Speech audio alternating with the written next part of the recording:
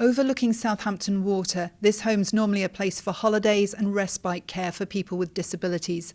But since November, it's been taking COVID-positive patients from hospitals along the south coast. Help needed to ease pressures across the NHS. By offering the beds that we've got here, we can reduce some of that burden. It's unparalleled. I've been in nursing a long time and I have never known anything like this. People end up in an ambulance sat outside hospitals for hours and hours, or they end up on a trolley in A&E in a corridor for hours and hours. It's one of 129 so-called hot homes in England. The government originally hoped for 500 such places, separated from other residents and with extra infection controls. But here they'll soon stop taking patients because they can't get insurance to cover them for providing vital COVID care. We will shortly be having to turn people away. What do you make of that, given the level of need? Shocking. We are truly helpless because we are here. We have a fantastic team of nurses and colleagues all ready. The facilities are here. Everything's arranged, and we can't step up to enable ourselves to support our communities at this time.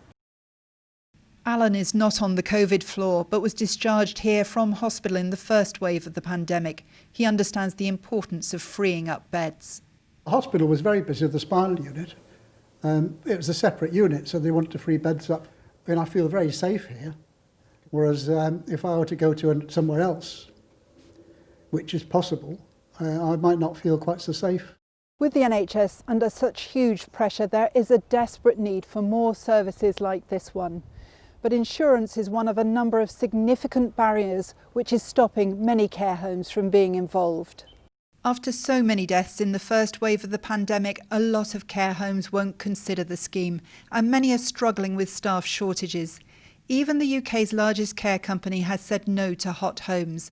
But the head of HC1 says they also can't get the insurance protection needed if someone gets COVID in a home and sues. We've got solicitors firms advertising, taking proceedings against firms, taking cases up against firms.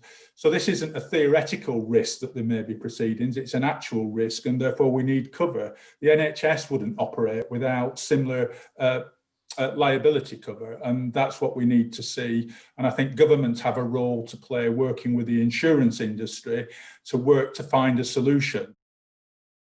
The government says it is working with care providers and insurers to understand the severity of the problem, and it insists there are enough places in the community to provide care for the people who need it. Alison Holt, BBC News.